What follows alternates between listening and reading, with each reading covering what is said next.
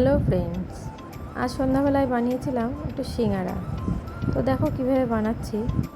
আলুগুলো প্রথমে সিদ্ধ করে নিয়েছি আর ময়দাটা মেখে রেখেছি, একটা টাইট ডো করে রেখেছি। এখানে শুকনো লঙ্কা আর পাঁচফোড়ন একটু শুকনো খোলায় ভেজে গুঁড়ো করে নিয়েছিলাম। এবার তেলে পাঁচফোড়ন ও শুকনো লঙ্কা ফোড়ন দিয়ে আলুগুলো দিয়ে দিয়েছি। এর মধ্যে এবার দিয়ে দেব আদা ও রসুন থেতো করে, একটু নাড়াচাড়া করে নেব। এবার দিয়ে দিলাম পরিমাণ মতো হলুদ ও নুন, আবারও একটু নাড়াচাড়া করে নিলাম। এবার দিয়ে দিলাম একটু চিনি। এবার সেই ভাজা মশলাটা দিলেই রেডি আমার পুরটা। দেখো লেচি কেটে নিয়েছি, দিয়ে মাঝখান দিয়ে ছুরি দিয়ে কেটে নিচ্ছি। এবার এটাকে কীভাবে দেখো সিঙ্গারার একটা শেপ দিয়ে নেব, ভিতরে পুরটা ভরে সিঙ্গারার শেপ দিয়ে রেডি করে রাখলাম।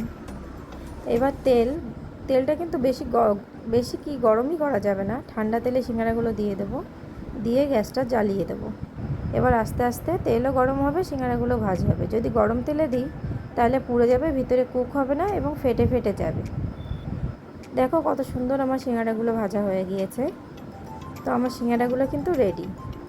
এবার সার্ভ করব এবং সবাই মিলে বসে এক জায়গায় খাবো। দেখো ফ্রেন্ডস, আমার মাম্মাম কত সুন্দর মজা করে খাচ্ছে টেস্টি টেস্টি হোমমেড সিঙ্গারা।